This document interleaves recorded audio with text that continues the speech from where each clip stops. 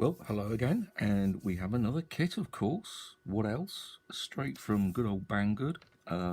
This time it's another clock.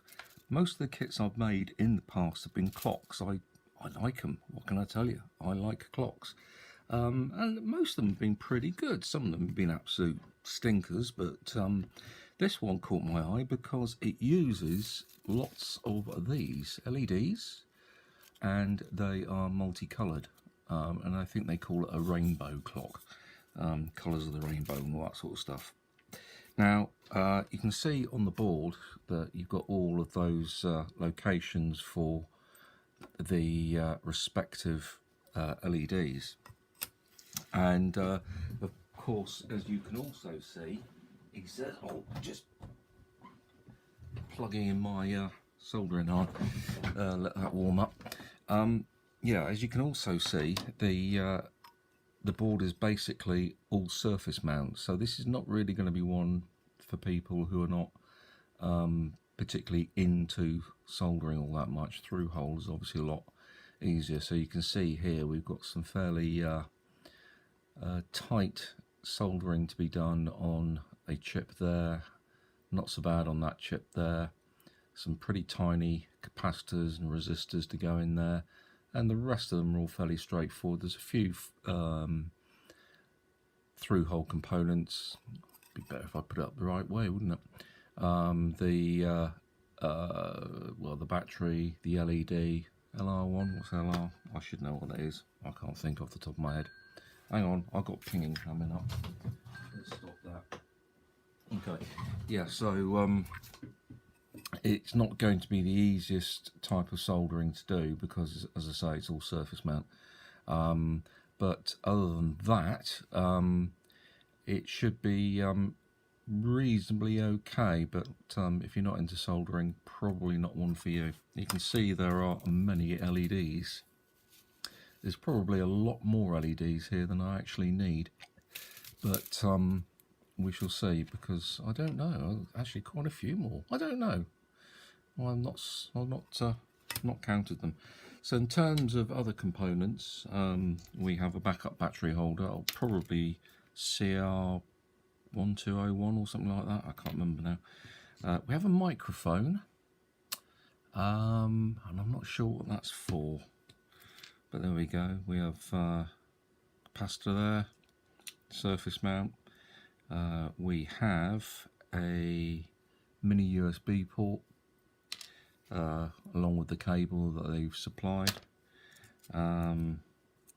There's one of those chips, and interestingly, oh yeah, there's the other chip. You can see it's in that package. Fairly tiny pins on that. There's the LED, and so on and so forth. So yeah, the LEDs, one of them actually fell out of the pack. And if I try and focus on it, you hopefully will be able to see, yeah, just on this corner here. Don't know if you can see that or not, but there's a little notch. Yeah, you can probably see it a little bit better there. That little notch, that is corresponding with the pad on the board. So if you can see that, so we take this LED spot for example, all the pads are oblong except for that one. That's rounded off, and the rounded off one is where the notch goes. So you put the position there for the notch, so you know you've got the right orientation. Now, in terms of other components that need to be correctly orientated, you'll see we've got the electrolytic caps, we've got the that will be the buzzer. That will have a correct polarity on it. You can see it's square there. I think square is negative. I'll have to double check on that. And then the LED is fairly straightforward because you can see it's got a bit of a flat edge on the silk screen. Well, that's true for the LED as well. So if you see, again, you might be able to see from that position perhaps that there is a flat edge just this side here. So you know that that's the correct orientation for that. What else? Obviously the position of the chips, you can see the dot there. There'll be corresponding dots or a notch on the chip itself. So what I'm going to do is, well, what I'll do is I will show you how I do one of the LEDs, and the principle is going to be the same for all the other surface mount components. The other thing I'll show you is the case. That is a very thick and very heavy piece of plastic with protective paper on it. If I can peel that off at the moment. They're really stuck on quite tightly. Let's see if I can get that bit off there. You can see it's like a what I would call a piano black finish to it, so it's rather nice. The problem with it is that what you're supposed to do, we'll just look at this side, is you're supposed to take one of these, and I've got two of them here, they supply two, and these are basically like large sticky labels, if you like, and the idea is, I don't know if that's focusing, yes it is, the idea is you stick this on top of that, like that. The LEDs will poke through these gaps, and what happens is that this sticky label diffuses the LED light and just makes it look, you know, nicer. Problem with it is that you've got this horrible white sticky pad, sticky label across the whole front.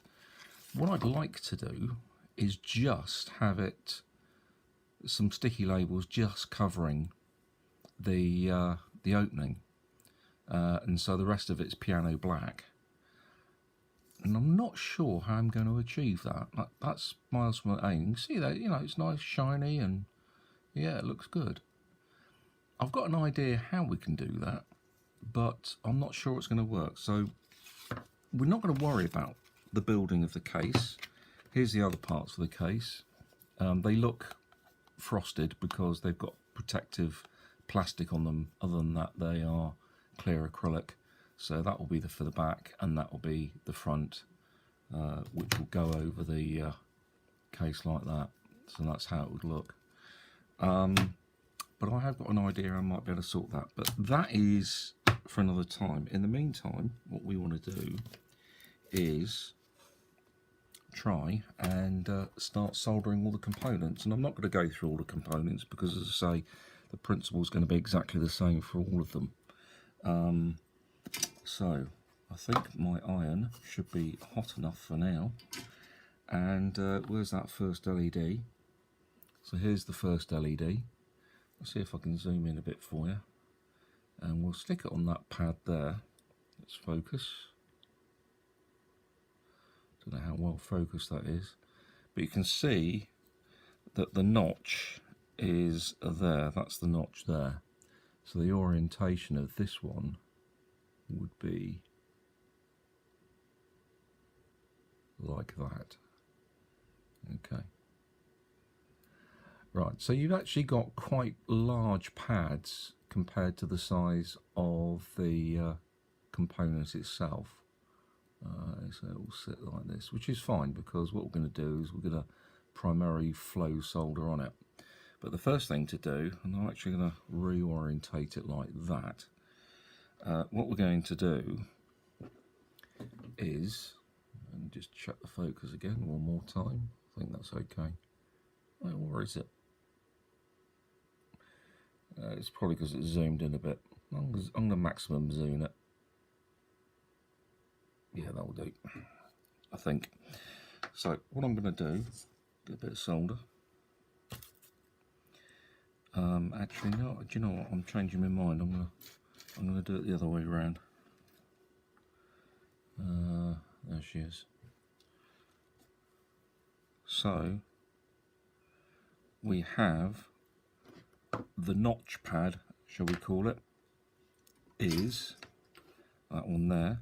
So I'm going to shove a bit the solder on there, only a little bit, and then I'm going to take the LED, heat up the solder again, offer it up, try and strain it out, let go, and there it is. Then press down on the LED, heat it up again just to make sure it's nice and flat against the board. Right, so we've got the LED pretty much in place.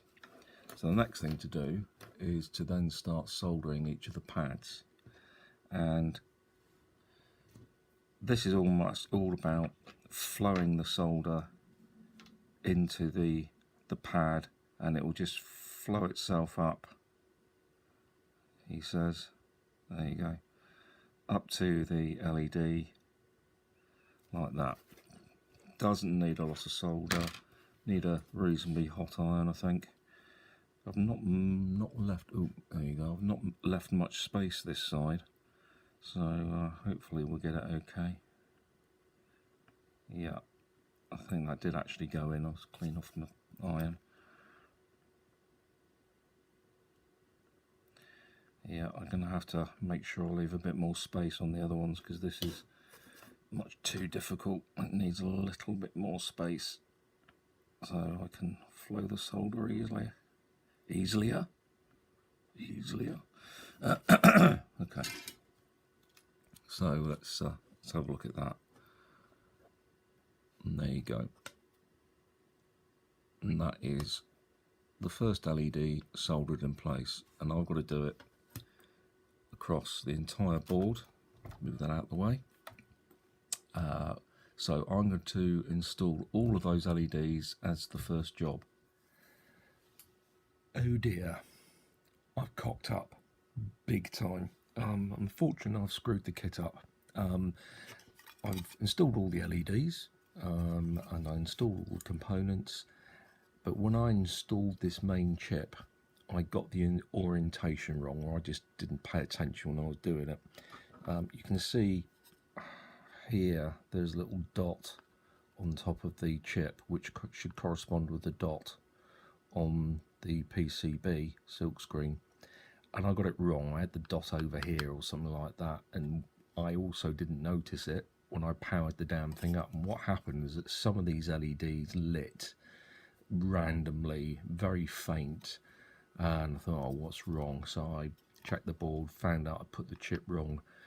So I desoldered it all using a hot air gun and resoldered it, and nothing. The whole thing is completely dead. So I'm assuming I've fried that guy. Nothing works at all. There's no light on, there's no LED there. Don't know, he completely killed it.